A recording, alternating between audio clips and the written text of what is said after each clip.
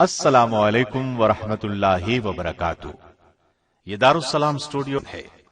دارالسلام studio کی طرف سے جرنیل صحابہ کے سلسلے کی چوتھی پیشکش عمرو بن عاص رضی اللہ پیش خدمت ہے۔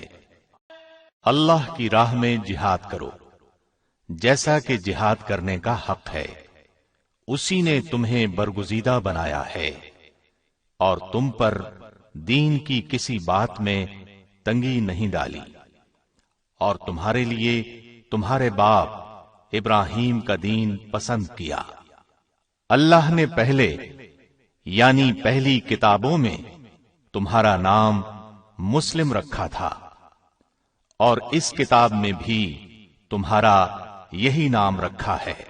جو مسلمان گھروں میں بیٹھ رہتے اور لڑنے سے جی چراتے ہیں اور کوئی عذر نہیں رکھتے، وہ اور جو اللہ کی راہ میں اپنے مال اور جان سے لڑتے ہیں، وہ دونوں برابر نہیں ہو سکتے۔ اللہ نے مال اور جان سے جہاد کرنے والوں کو بیٹھ رہنے والوں پر درجے میں فضیلت بخشی ہے، اور گو نیک وعدہ سب سے ہے، لیکن اجر عظیم کے لحاظ سے اللہ نے جہاد کرنے والوں کو بیٹھ رہنے والوں پر فضیلت بخشی ہے۔ دائیں طرف سے ایک گھڑ سوار چلا آ رہا ہے، دو سوار بائیں طرف سے آتے دکھائی دیتے ہیں، تینوں کا رخ ایک ہی سمت میں ہے۔ شاید ان تینوں کی منزل ایک ہے، اور پھر تینوں ایک دوسرے کے نزدیک آ کر رک جاتے ہیں۔ چند لمحے تک وہ ایک دوسرے کو دیکھتے ہیں، پھر ان کے درمیان اس طرح گفتگو شروع ہوتی ہے۔ عمرو بن عاص نے پوچھا، خالد بن ولید، یہ آپ ہیں؟ خالد بن ولید نے جواب دیا، میرے دوست عمرو بن عاص، میں کیا دیکھ رہا ہوں کہ آپ تنہا ہیں اور آپ کا رخ مکے کی طرف بھی نہیں، آپ کا کہاں جانے کا ارادہ ہے؟ عمرو بن عاص نے جواب دیا، اے خالد، میں اسلام قبول کرنے جا رہا ہوں۔ میں رسول اللہ صلی اللہ علیہ وسلم کے قدموں میں جگہ پانے کی غرض سے یہ سفر کر رہا ہوں۔ آپ اپنی سنائیں، آپ کا کیا ارادہ ہے؟ میں آپ کے ساتھ عثمان بن طلحہ کو بھی دیکھ رہا ہوں۔ اس پر خالد بن ولید نے جواب دیا، تب تو ہماری منزل ایک ہے، کافی مدت سے میرے جذبات بھی یہی چلے آ رہے ہیں، اب میں رہ نہیں سکتا، اسلام کے حلقے میں شامل ہو کر رہوں گا۔ عمرو بن عاص یہ سن کر بہت خوش ہوئے اور بولے، آئیے پھر ہم اکٹھے ہی چلتے ہیں۔ اس طرح عمرو بن عاص، خالد بن ولید اور عثمان بن طلحہ نبی صلی اللہ علیہ وسلم کی خدمت میں حاضر ہوئے اور اسلام کی دولت سے مالا مال ہو گئے۔ یہ ماہ صفر سن 8 ہجری کا واقعہ ہے۔ ان کے اسلام لانے پر نبی کریم صلی اللہ علیہ وسلم نے فرمایا، آج مکے نے اپنے جگر گوشے ہماری طرف پھینک دیے ہیں۔ عمرو بن عاص فتح مکہ سے 6 ماہ پہلے ایمان لائے۔ آپ کے بارے میں سیدنا عمر رضی اللہ عنہ نے یہ الفاظ فرمائے، اے عمرو، جب میں آپ کی عقل و دانش اور فہم و فراست کو دیکھتا ہوں تو میرے دل میں خیال آتا ہے کہ آپ کو تو سب سے پہلے اسلام قبول کرنا چاہیے تھا۔ اس پر انہوں نے جواب دیا، اے عمر، انسانوں کے دل اس ذات کے قبضے میں ہیں جس نے ہمیں پیدا کیا۔ اس طرح کی سعادت اس وقت نصیب ہوتی ہے جب اللہ کو منظور ہو، اس میں انسان کی عقل کو کوئی دخل نہیں۔ اب بھی یہ سعادت نصیب ہوئی تو میں اپنے لیے اسے خوش قسمتی سمجھتا ہوں، اور میں اس وقت کو اپنی زندگی کا سرمایہ خیال کرتا ہوں جب میں نے اسلام قبول کیا تھا تو نبی صلی اللہ علیہ وسلم مسکرا رہے تھے۔ میرے لیے اس سے بڑھ کر خوشی کی بات کیا ہوگی کہ میرے اسلام لانے پر نبی صلی اللہ علیہ وسلم کے چہرے پر مسکراہٹ آ گئی۔ نبی صلی اللہ علیہ وسلم نے مجھے اپنی شفقت کے سائے میں جگہ دی، میرے سابقہ گناہوں کی معافی کی خوشخبری مجھے سنائی۔ اسلام کے قبول کرنے کے تھوڑا ہی عرصہ بعد عمرو بن عاص رضی اللہ عنہ کو ذات السلاسل کی لڑائی کے لیے لشکر کا امیر مقرر کیا گیا، جبکہ اس لڑائی میں ابو بکر صدیق، عمر بن خطاب اور ابو عبیدہ بن جراح رضی اللہ عنہم جیسے بڑے بڑے صحابہ شامل تھے، اور اس کے بعد بھی بہت سی خطرناک مہمات میں آپ نے قیادت کی۔ انہیں یہ اعزاز ان کی عقل و دانش، فہم و فراست، جرت اور سیاسی بصیرت کی بنا پر ملا۔ ان کا شمار عرب کے 4 مشہور قائدین میں ہوتا ہے۔ ان چاروں کی صلاحیتوں کا لوہا مانا گیا ہے۔ ان چاروں کے نام یہ ہیں: معاویہ بن ابی سفیان، مغیرہ بن شعبہ، زیاد بن ربیہ اور عمرو بن عاص رضی اللہ عنہم۔ فتح مکہ کے بعد نبی صلی اللہ علیہ وسلم نے وہاں قائم بت خانوں کو گرانے اور توڑنے کا ارادہ فرمایا تاکہ شرک کے تمام مرکزوں کو ختم کر دیا جائے۔ نبی صلی اللہ علیہ وسلم نے اعلان فرمایا کہ جس کے گھر میں کوئی بت ہے وہ اس کو اپنے ہاتھوں سے توڑ دے۔ بیت اللہ میں موجود تمام بت ریزہ ریزہ کر دیے گئے۔ اللہ کے گھر کو بتوں سے پاک کر دیا گیا۔ گرد و نواح سے بتوں کو ختم کرنے کے لیے صحابہ کرام کو مقرر کیا گیا۔ خالد بن ولید کو عزا نامی بت توڑنے کے لیے روانہ کیا گیا۔ سعد بن زید اشہلی کو منات بت توڑنے کے لیے بھیجا گیا۔ عمرو بن عاص کو سوا نامی بت تباہ کرنے کی ذمہ داری سونپی گئی۔ یہ بت مکے سے تقریباً 3 میل کے فاصلے پر تھا۔ نوح علیہ السلام کے وقت سے اس کی پوجا کی جا رہی تھی۔ قبیلہ حذیل اس کا متولی تھا۔ عمرو بن عاص وہاں پہنچے تو وہاں صرف ایک مجاور موجود تھا۔ اس نے پوچھا، آپ یہاں کیسے تشریف لائے؟ آپ نے فرمایا، میں اس بت کو توڑنے کے لیے آیا ہوں۔ اس نے کہا کہ آپ یہ کام نہیں کر سکتے، ہمارے معبود میں اتنی طاقت ہے کہ اپنی توہین کرنے والے کو مزہ چکھا دے گا۔ آپ نے نعرہ تکبیر لگایا اور بت کو ریزہ ریزہ کر دیا اور مجاور سے کہا، اب کیا خیال ہے؟ مجاور نے اسی وقت اسلام قبول کر لیا۔ امام بخاری نے عبداللہ بن عباس رضی اللہ عنہما سے روایت کی ہے کہ یہ بت نوح علیہ السلام کی قوم کے نیک اور پارسا لوگوں کے تھے۔ پہلے ان بتوں کی صرف تعظیم کی جاتی تھی، پھر شیطان نے انہیں اس کی عبادت پر لگا دیا۔ انہی دنوں نبی صلی اللہ علیہ وسلم کو معلوم ہوا کہ عمان کے لوگ آگ کی پوجا کرتے ہیں۔ نبی صلی اللہ علیہ وسلم نے عمرو بن عاص کو عمان کی طرف روانہ فرمایا۔ وہاں جعفر اور عباد نامی 2 حقیقی بھائی حکومت کرتے تھے، وہ بھی آگ کے پجاری تھے۔ نبی صلی اللہ علیہ وسلم نے ان دونوں بھائیوں کے نام خط لکھ کر عمرو بن عاص کو روانہ فرمایا۔ اس خط میں اسلام کی دعوت دی گئی تھی۔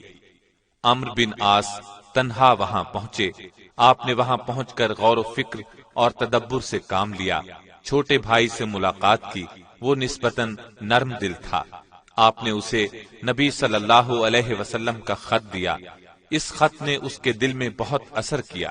دوسرا بھائی سخت مزاج اور ضدی تھا، لیکن آخر نبی صلی اللہ علیہ وسلم کے خط نے اس کے دل پر بھی اثر کیا۔ عمرو بن عاص کی بے خوفی اور مستقل مزاجی نے بھی کام دکھایا، وہ نرم ہو گیا۔ اس طرح دونوں بھائی مسلمان ہو گئے اور ان کی رعایا نے بھی اسلام قبول کر لیا۔ اس طرح پورا ملک مسلمان ہو گیا۔ نبی صلی اللہ علیہ وسلم کو یہ خبر سن کر بہت خوشی ہوئی۔ آپ نے عمرو بن عاص رضی اللہ عنہ کو ان لوگوں کی دینی تعلیم و تربیت کے لیے مقرر فرمایا۔ عمرو بن عاص وہاں 2 سال تک رہے۔ اس سے پہلے ان سے ایک اور اہم کام لیا گیا۔ مدینے سے 300 میل کے فاصلے پر ذات القرا نامی ایک وادی تھی۔ اس آبادی میں قبیلہ قزاع آباد تھا۔ اس قبیلے نے مدینے پر حملہ آور ہونے کا ارادہ کیا۔ نبی صلی اللہ علیہ وسلم کو یہ خبر ملی تو آپ نے عمرو بن عاص کی قیادت میں لشکر روانہ کیا تاکہ دشمن کو وہیں روک لیا جائے۔ عمرو بن عاص اسلامی لشکر کو لیے جمادی الثانی 8 ہجری کو اس وادی کے ایک چشمے تک پہنچ گئے۔ اس چشمے کا نام سلاسل تھا۔ آپ نے وہیں پڑاؤ ڈال دیا۔ اس وقت انہیں معلوم ہوا کہ دشمن کی تعداد ان کے مقابلے میں کہیں زیادہ ہے۔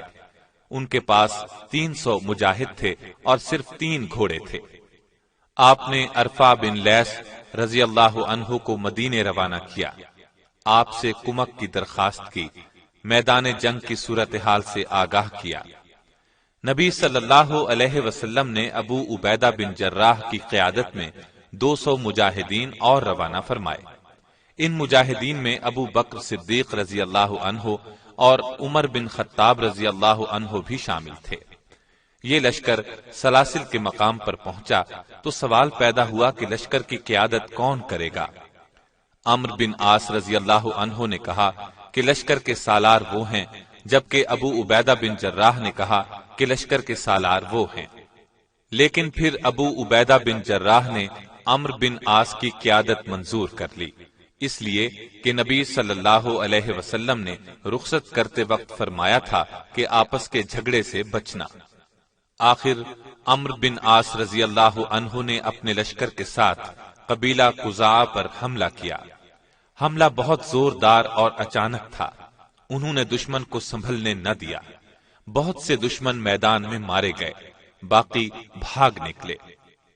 اس موقع پر عمرو بن عاص رضی اللہ عنہ نے لشکر کو حکم دیا، خبردار کوئی مجاہد بھاگتے دشمن کا تعاقب نہ کرے۔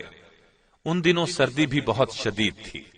عمرو بن عاص رضی اللہ عنہ نے ایک اور حکم دیا تھا، خبردار مجاہدین تاپنے کے لیے آگ ہرگز نہ جلائیں۔ یہ دونوں حکم مجاہدین کو عجیب لگے۔ عمر رضی اللہ عنہ کو تو غصہ آ گیا، پکار اٹھے، یہ کیسی پابندیاں ہیں؟ اس پر ابو بکر صدیق نے فرمایا، اے عمر صبر کرو، نبی صلی اللہ علیہ وسلم نے یوں ہی عمرو بن عاص کو لشکر کا امیر مقرر نہیں فرما دیا، کوئی خوبی دیکھ کر ہی یہ اعزاز انہیں عطا کیا گیا ہے۔ مجاہدین نے امیر لشکر سے کہا بھی کہ انہیں تعاقب کی اجازت دی جائے تاکہ دشمن کا مکمل طور پر خاتمہ کر دیا جائے، لیکن آپ نے تعاقب کی قطعاً اجازت نہ دی۔ اسلام قبول کرنے کے بعد یہ پہلی جنگ تھی جس کی قیادت انہیں سونپی گئی تھی۔ عظیم الشان فتح حاصل کرنے کے بعد جب یہ واپس لوٹے تو نبی صلی اللہ علیہ وسلم کو جنگ کی تفصیل سنائی۔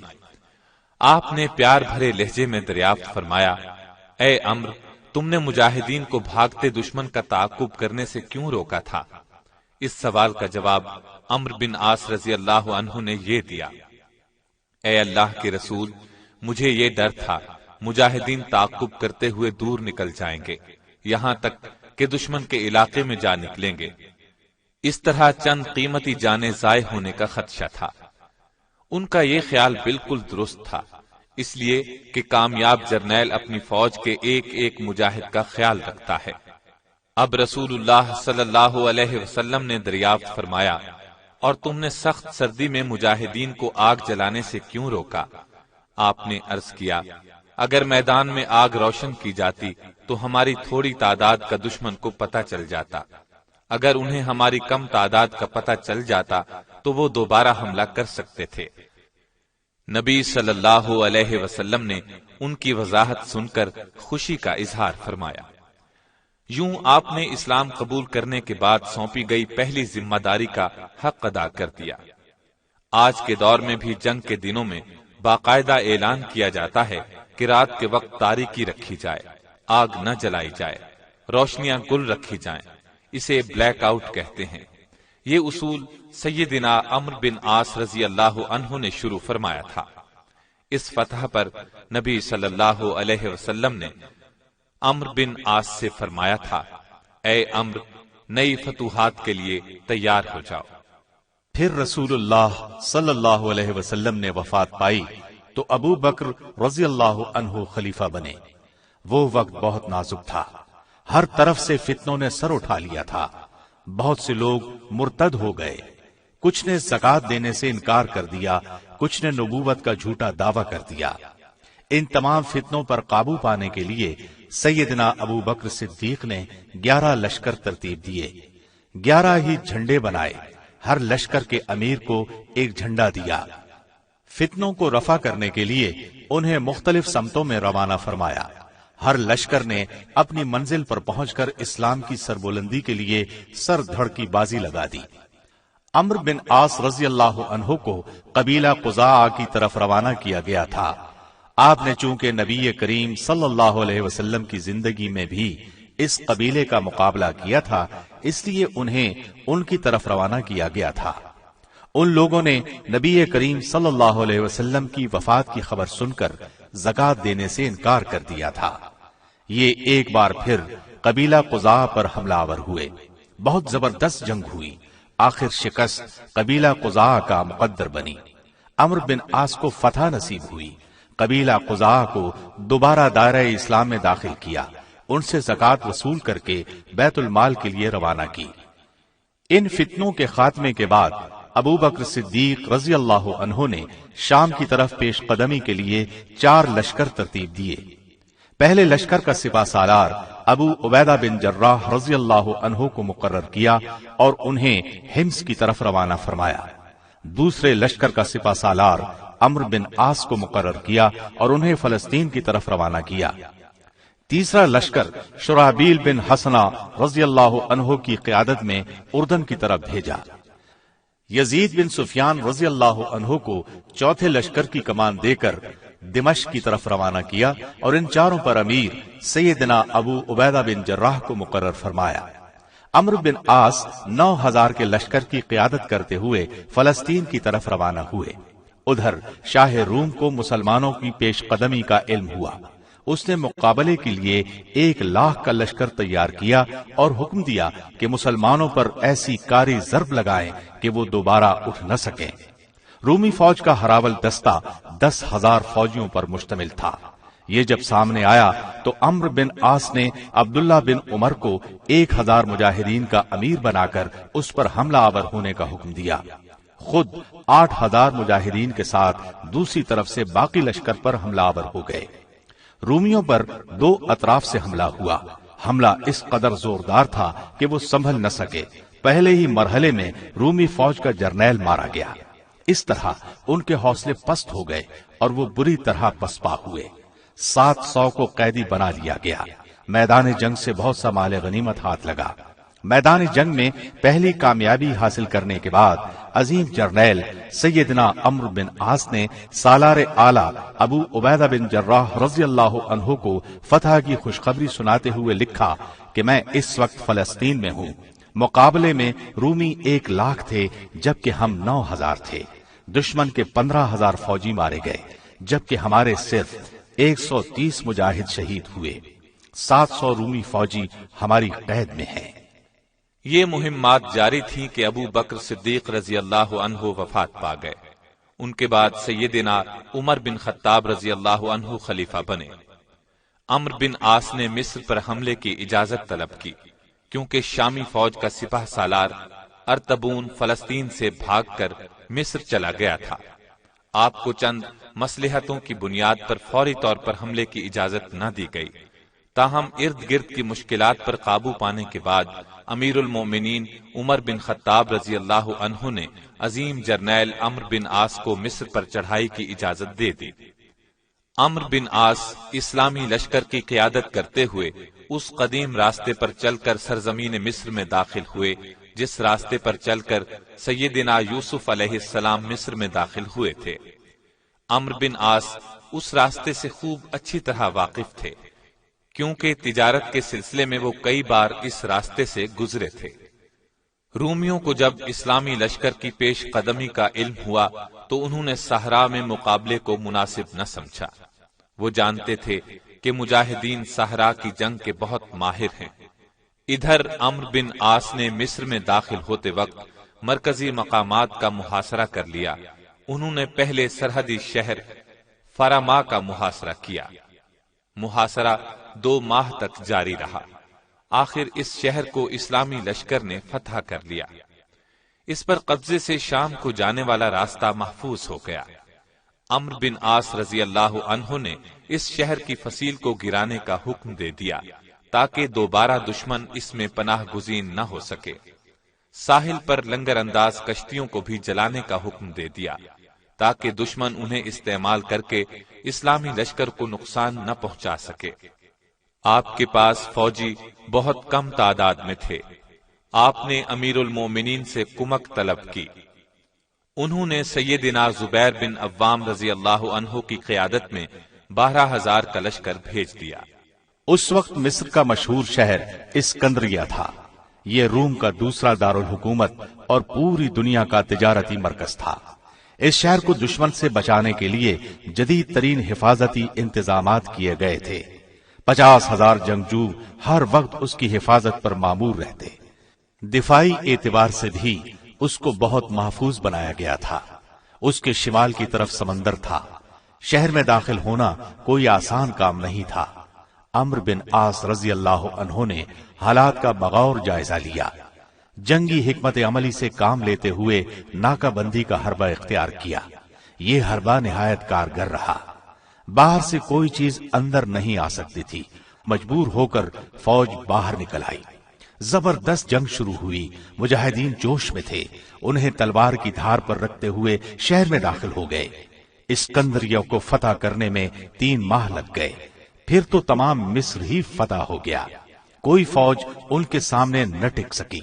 عمرو بن عاص رضی اللہ عنہ نے فتح کی خبر مدینہ طیبہ بھیجی تو سیدنا عمر بہت خوش ہوئے، خبر لانے والے کو گھر لے گئے، اسے کھانا کھلایا۔ کھانا روٹی اور روغن زیتون پر مشتمل تھا، بعد میں کھجوریں پیش کی۔ خوشی آپ کے انگ انگ سے ٹپک رہی تھی۔ مصر پر قبضے کے بعد عمرو بن عاص نے ایک نیا شہر تعمیر کرنے کا ارادہ کیا۔ شہر کا نقشہ زبیر بن عوام نے تیار کیا، اس کا نام فسطاط رکھا گیا۔ شہر کے متعلق جب امیر المومنین کو علم ہوا تو انہوں نے اس شہر کو مصر کا دارالحکومت بنانے کا حکم جاری کیا۔ عمرو بن عاص کو اس کا امیر مقرر کیا۔ مصر 20 ہجری میں فتح ہوا۔ سیدنا عمرو بن عاص نے اپنے دور میں مصر کو امن، امان اور ترقی کے راستے پر ڈال دیا۔ سیدنا عمر فاروق کی شہادت کے بعد سیدنا عثمان رضی اللہ عنہ خلیفہ بنے۔ آپ نے عمرو بن عاص کی جگہ عبداللہ بن سعد بن ابی سرحہ رضی اللہ عنہ کو گورنر مقرر کر دیا اور انہیں مدینے بلا لیا گیا۔ سیدنا عثمان نے فسادیوں کے خلاف ان سے مشورہ طلب کیا۔ آپ نے ان کے ساتھ سختی سے نپٹنے کا مشورہ دیا، لیکن عثمان رضی اللہ عنہ نے اپنی نرم طبیعت کی وجہ سے یہ مشورہ نہ مانا۔ سیدنا عثمان کی شہادت کے بعد سیدنا علی رضی اللہ عنہ خلیفہ بنے۔ اس وقت شام کے گورنر امیر معاویہ تھے۔ سیدنا عثمان کے قاتلوں کے مسئلے پر امیر معاویہ اور سیدنا علی میں کشمکش شروع ہو گئی۔ اس سلسلے میں امیر معاویہ نے عمرو بن عاص کو مشورے کے لیے شام بلا لیا۔ اس وقت آپ فلسطین میں تھے۔ انہوں نے پہلے اپنے 2 بیٹوں سے مشورہ کیا، پھر امیر معاویہ کے پاس چلے گئے۔ آپ نے امیر معاویہ کا بھرپور ساتھ دیا۔ انہوں نے بھی اپنے دور میں عمرو بن عاص رضی اللہ عنہ کو مصر کا امیر مقرر فرمایا۔ اس حالت میں آپ نے مصر میں انتقال فرمایا۔ سیدنا عمرو بن عاص عظیم جرنیل اور کامیاب سیاستدان تھے، جرأت اور شجاعت کا پیکر تھے۔ عراق، شام اور فلسطین میں تہلکہ مچا دینے والے سپہ سالار ثابت ہوئے۔ مصر میں حیرت انگیز کارنامے انجام دیے، فاتح مصر کہلائے۔ اپنی فوج کا ہر وقت خیال رکھتے، آپ ایک کامیاب سفیر بھی تھے۔ اپنی تقریر میں شاہی درباروں پر سناٹا طاری کر دیتے تھے۔ 43 ہجری میں عید الفطر کے دن انتقال فرمایا۔ انا للہ و انا الیہ راجعون۔ Thanks for watching. Don't forget to like, comment, share and subscribe to